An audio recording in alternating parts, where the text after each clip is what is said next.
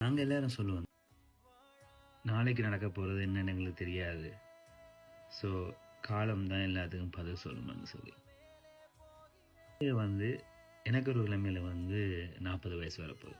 So 40 வயசு எனக்கு வரப்போதாண்டு 40 வயசு வரைக்கும் நான் ஹெல்த் ஒரு 29 வருஷத்துக்கு முன்னுக்கு நான் யோசிக்கல. ஏன் அப்படி சொல்றேன்னு சொன்னா, எனக்கு 96ஆம் ஆண்டு 11 வயசா இருக்க எப்ப ஸ்ரீலங்கா கிளிநொச்சியில் பொம்பிளாஸ் அடிச்சதோ அப்ப டாக்டர்ஸ் மேல் சொன்ன விஷயம் எல்லாம் சொல்லி இவருக்கு காலம் குறைவு, இவரால் வந்து நிறைய காலம் இந்த உலகத்தில் வந்து நாங்கள் எதிர்பார்க்குற மாதிரி இவரால் இருக்க முடியாது.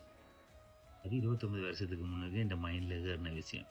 ஆனால் 29 வருஷத்துக்கு பிறகு பார்க்கும்பொழுது அதெல்லாம் வந்து ஒரு விதமான ஒரு ஒரு பேச்சு தான். அதான் சொல்கிறது, நாளைக்கு என்ன நடக்க போகுதுன்னு யாருக்குமே தெரியாது. ஒரு 10 வருஷம் கழிச்சு பல விஷயங்கள் மாறி இருக்கும். பல விஷயங்கள் வந்து இன்றைக்கு பிரச்சனையாக இருக்க விஷயங்கள் எல்லாம் 10 வருஷத்தில் பிரச்சனையாக இருக்கு. அப்போ எல்லாம் புது புது பிரச்சனை எல்லாம் வந்து. ஸோ 40 வயசு வந்து எனக்கு என்னமோ ஒரு மெசேஜ் சொல்லிக்கிட்டே இருக்குது. அது என்னன்னு சொன்னால், ஒன்று வந்து மிகப்பெரிய நம்பிக்கை எனக்கு கொடுக்குது. என்னன்னு சொன்னால், என்னால் வந்து இவ்வளோ தூரம் வர முடியாது என்று நினைத்திருந்த பல எண்ணங்கள் வந்து இந்த விஷயத்தால் உடையப்பட்டிருக்கு.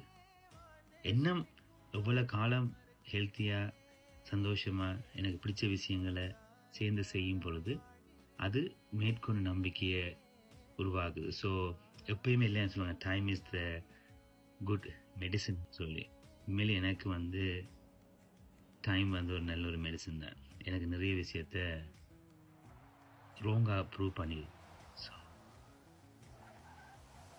40 வயசில் நான் ரியலைஸ் பண்ணுற விஷயம் வந்து நம்பிக்கை.